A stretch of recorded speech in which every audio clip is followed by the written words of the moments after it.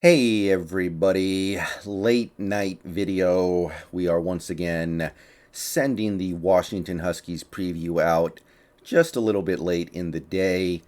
I don't know if it's because I'm subconsciously embarrassed for my team this year and I don't want people to watch these videos, but for whatever reason, one reason or another, we are uploading late. And the Washington Huskies have a game tomorrow. They will be kicking off their conference schedule against the California Golden Bears.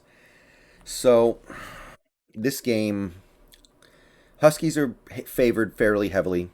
They're 7.5 point favorites, generally expected to win. So, last week, about this time, I was in a very dark place with this team.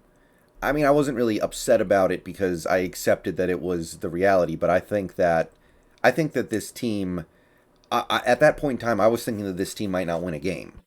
I was thinking that it wasn't just that they were bad, it wasn't that they had no talent. In fact, they definitely have talent. We know that. They've got a massive blue chip massively high blue chip percentage. So to me, I I was just looking at a team that seemed lifeless, like they just weren't interested in playing hard. I saw a team those first 2 weeks that I thought was just going to pack it in, and winning wasn't really going to be a top priority for them. Maybe they didn't want to play hard for this coaching staff. Maybe they didn't want to. I don't know. But it really kind of felt like one of those seasons where the team isn't even really trying. The team isn't really invested in winning or losing. No.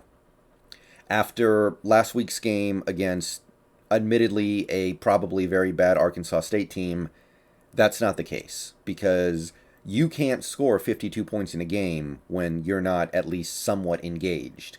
In order to have that kind of game, 52 to 3, you have to be you have to care. You have to be invested in trying to put the best possible product out on the field. So whatever I can say about this Huskies team in the negative, I can at least say that they're gonna go down swinging this year. It looks like after that Arkansas State game. So the question is, can they take it a level further than that? Can they actually be a decent team or even a good team the rest of the way? Obviously, you're not going to have a good season. That ship has sailed. You're not going to have a good season. You're not going to overachieve or even meet expectations. It's already a bad season. But you can be a good team the rest of the way. You're playing in a weak conference. There will be a couple of good teams that you have to play, but most of the teams are not going to be that good. And you could put together a winning season that gets you into a bowl game and maybe doesn't completely sink the program. Now, you win too many games, maybe you keep Jimmy Lake around, which I really don't want and I don't think anybody wants. And you might keep John Donovan around, which is even worse. But I don't want to see this team go like 2-10 and then the program's just a tire fire. So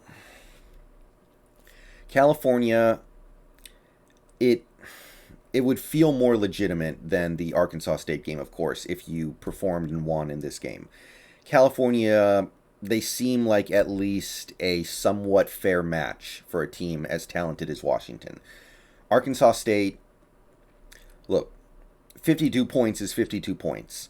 And if Washington was a team that had just kind of mailed it in and wasn't interested in playing hard this year, then they would have either lost that game or they would have won it like 17-13 or some crappy way like that. No. No. But the challenge this week is still of a higher caliber. This feels like a team that at least belongs on the field with Washington. Arkansas State, they really didn't, especially when it started raining, and I think they were completely unprepared to play in bad weather. So, California, they played 3 games so far. I think they lost to TCU, they lost to Nevada, and then they beat Sacramento State. I think it was like Sacramento State or something like that. And their win was not that impressive. It was a double digit win, but it was only like 12 points, I think. It wasn't a great win for California. So they're one of the bottom feeders in the Pac 12 as well, it looks like. So it seems like their offense is pretty mediocre. They have a good rushing attack. They have a dual threat QB. He's not a great passer. but he does plays with his legs. And California overall has actually had a very productive running game so far. They're averaging 6 yards a carry, which is certainly better than what Washington has brought to the table. And we can talk about how Cal hasn't played good teams, but neither has Washington. But their passing attack is kind of mediocre. So this is definitely a game where you would expect the defense to exert the kind of dominance that they showed against Montana and Arkansas State. Now, the Cal defense seems a little bit better. We probably haven't seen enough to be sure of that. They have played very bad teams already. I think that Sac State and Nevada are bottom tier teams, and TCU probably isn't much better. So I want to see how we play because as bad as the California Golden Bears might be this year, they are probably more talented than a team like Montana, who their defense completely shut us down for 55 minutes of that game. So last week against Arkansas State, I know their defense is probably just beyond bad. Through 3 games, their defense has been. It may as well just be. It may as well just be again practicing against air. But I saw some things we did differently in that game that I did like, and I think a lot of it was just having a guy like Jalen McMillan able to burn the defense over the top, and he made a lot of plays in the passing game to help seal that game early.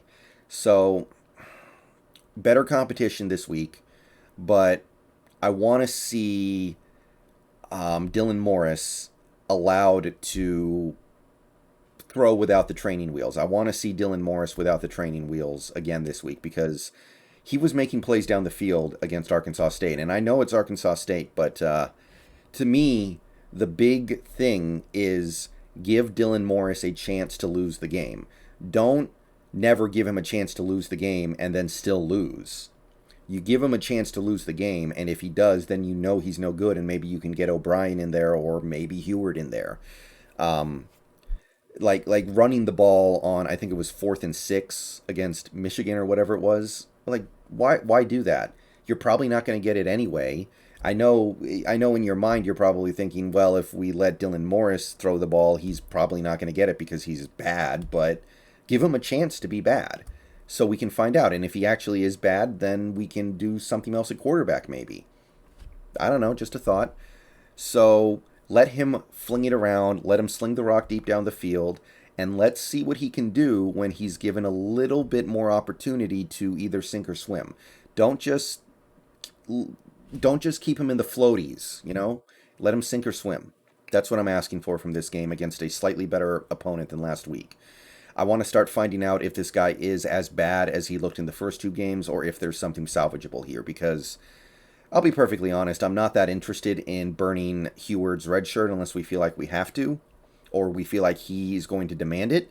So I'd rather see Dylan Morris put it together and have a decent last 9 games of this season, to be perfectly honest. But he's got to do it when there's actually some pressure on him. He can't just be a handoff machine the whole game and then throw checkdowns. I want to see him do some of the stuff he did against Arkansas State. Other than that, the run blocking needs to improve a lot from the first 3 weeks, I think. I'm interested to see how we run the ball. And that's really all I can say about this one. So I will be live streaming the game tomorrow, by the way, so come out and watch. Like I'm streaming every Husky game this year, or most of them. So 6:30 tomorrow, we're going to go live, and I will see you guys then. Bow down to Washington.